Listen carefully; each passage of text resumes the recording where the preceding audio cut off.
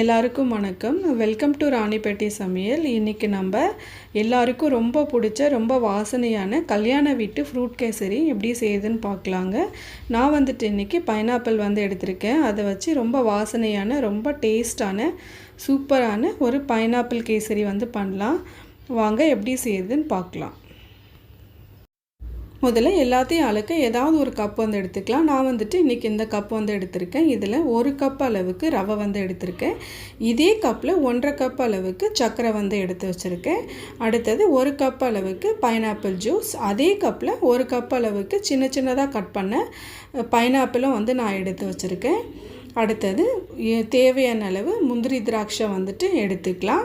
நம்ம எந்த கப் எடுக்கிறோமோ அதிலே எல்லாத்தையும் அளந்து எடுத்துக்கலாம். தண்ணியும் பார்த்திங்கன்னா நான் 1 கப் ஜூஸ் எடுத்திருக்கேன். அதனால் இதில் 2.5 கப் அளவுக்கு தண்ணி எடுத்து இன்னொரு சைடு நம்ம ஹீட் பண்ணி எடுத்துக்கலாம். இப்போ ஒரு பேனில் நம்ம ரவையெல்லாம் அளந்த அதே கப்பில் 1/2 கப் அளவுக்கு நான் ரீஃபைண்ட் ஆயில் எடுத்திருக்கேன். அடுத்தது அதே கப்பில் 1/2 கப் நெய் அதிலேயே சேர்த்து எடுத்துக்கலாம். இப்போ இது ரெண்டுத்தையும் நல்லா ஹீட் பண்ணி ஒன்றோட ஒன்று நல்லா மிக்ஸ் பண்ணி எடுத்துக்கலாம். ரெண்டும் நல்லா உருகிட்டு ஒன்றோட ஒன்று மிக்ஸ் ஆகிடும். நல்லாவும் ஹீட் பண்ணி எடுத்துக்கலாம். பச்சை எண்ணெயாக சேர்த்தோம்னா அந்த ஸ்மெல்லு அப்படியே இருக்கும். அதனால் முதல்ல இது ரெண்டுத்தையும் நல்லா ஹீட் பண்ணி எடுத்துக்கலாம். எண்ணெய் ரீஃபைண்ட் ஆயிலாக எடுத்துக்கிட்டோம்னா நமக்கு நல்லாயிருக்கும். அந்த ஸ்மெல் நல்லெண்ணெயும் கடலெண்ணெயும் எடுத்தோம்னா அதோட ஸ்மெல்லு இருக்கும். இப்போ இது ஓரளவுக்கு ஹீட் ஆகிடுச்சு. இப்போ இதை தனியாக நம்ம எடுத்து வச்சுக்கலாம். இப்போ நம்ம நெய்யும் ஆயிலும் ஹீட் பண்ண அதே பேனில் ஒரு 2 டீஸ்பூன் அளவுக்கு அந்த நெய் எடுத்துக்கலாம். அதில் கட் பண்ணி வச்சுருக்க பைனாப்பிளை சேர்த்து லைட்டாக மிக்ஸ் பண்ணிக்கிட்டே இருந்தோம்னா அந்த பைனாப்பிள் நல்லா வதங்கிட்டு அது உள்ளே இருக்கிற சர்க்கரையெல்லாம் லைட்டாக கேரமல் ஆகும். அப்போ ஃப்ளேவரும் டேஸ்ட்டும் உங்களுக்கு ரொம்ப நல்லாயிருக்கும். இப்போ இது நல்லா வதங்கிடுச்சு. இதோட ஒரு 2 டீஸ்பூன் அளவுக்கு மட்டும் சர்க்கரை சேர்த்துக்கலாம். சர்க்கரை சேர்த்துட்டு நல்லா மிக்ஸ் பண்ணிக்கிட்டே இருந்தோம்னா சர்க்கரை நல்லா உருகிட்டு அந்த பைனாப்பிளோட நல்லா செட் ஆகிடும். அப்போது அந்த சர்க்கரையும் உங்களுக்கு நல்லா கேரமல் ஆகும். அந்த பைனாப்பிள் கேசரியோடு சேர்த்து சாப்பிடும்போது ரொம்ப சூப்பரான டேஸ்ட் இருக்கும். இப்போ பார்த்திங்கன்னா சர்க்கரை நல்லா உருகிடுச்சு. அந்த பைனாப்பிளோட நல்லா செட் ஆகிடுச்சு. இப்போ இதை ஒரு சைடு நம்ம எடுத்து வச்சுக்கலாம். இப்போ நான் வேறு ஒரு பேன் எடுத்திருக்கேன். அதில் நம்ம ஹீட் பண்ணி வச்ச நெய்யும் ஆயிலும் இருக்கு இல்லைங்களா, அதில் பாதி அளவு மட்டும் இப்போ இதோட சேர்த்துடலாம். இது கொஞ்சம் ஹீட் ஆகட்டும்னு சொல்லிவிட்டு நம்ம எடுத்து வச்சுருக்க முந்திரியும் திராட்சையும் சேர்த்து நல்லா ஃப்ரை பண்ணி தனியாக எடுத்துக்கலாம். கொஞ்சம் மீடியம் ஃப்ளேமில் வச்சு வறுத்தோம்னா உங்களுக்கு நல்லா கோல்டன் கலரில் வந்துடும். இப்போ பார்த்திங்கன்னா நல்லா ஃப்ரை ஆகிடுச்சு. இப்போ நம்ம இந்த முந்திரியும் திராட்சையும் எடுத்து தனியாக வச்சுக்கலாம். இல்லை அப்படியே நம்ம ரவை சேர்த்து வறுக்கிறதுனால வறுக்கலாம், ஒன்றும் பிரச்சனை இல்லை. இப்போ நான் இதை தனியாக எடுத்துக்கிறேன்.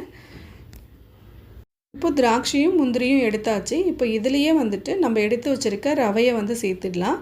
ரவையை சேர்த்துட்டு நல்லா மீடியம் ஃப்ளேமில் வச்சு நல்லா வறுத்து எடுத்துக்கலாம். அப்போது அந்த ஃப்ளேவரும் உங்களுக்கு ரொம்ப நல்லா வரும்.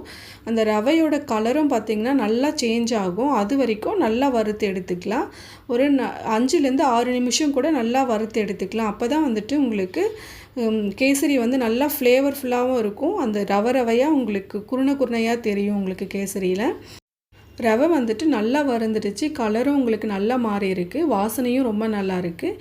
இப்போ கேரமல் பண்ணி வச்சுருக்க நம்ம பைனாப்பிளை சேர்த்துடலாம்.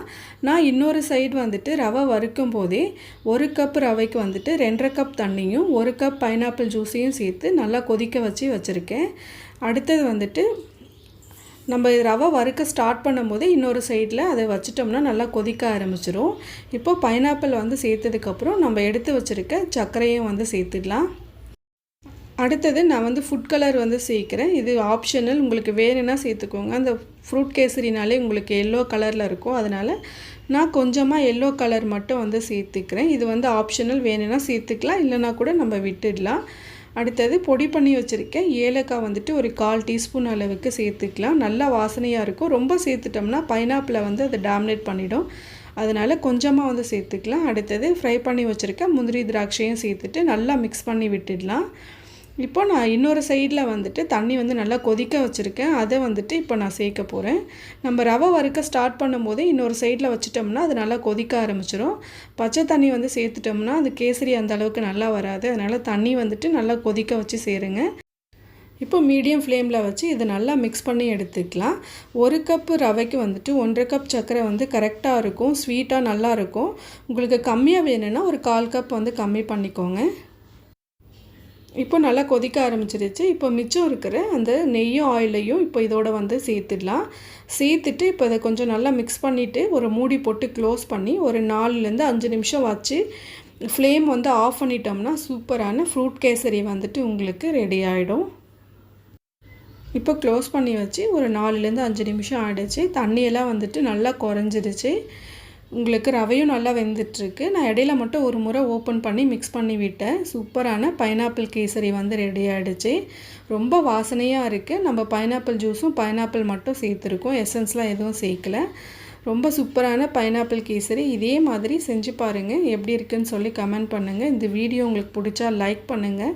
மறக்காமல் எங்கள் சேனலுக்கு சப்ஸ்கிரைப் பண்ணுங்கள். பக்கத்தில் இருக்கிற பெல் ஐக்கனை கிளிக் பண்ணிட்டீங்கன்னா நாங்கள் வீடியோ போட்ட உடனே உங்களுக்கு நோட்டிஃபிகேஷன் வரும். தேங்க்யூ.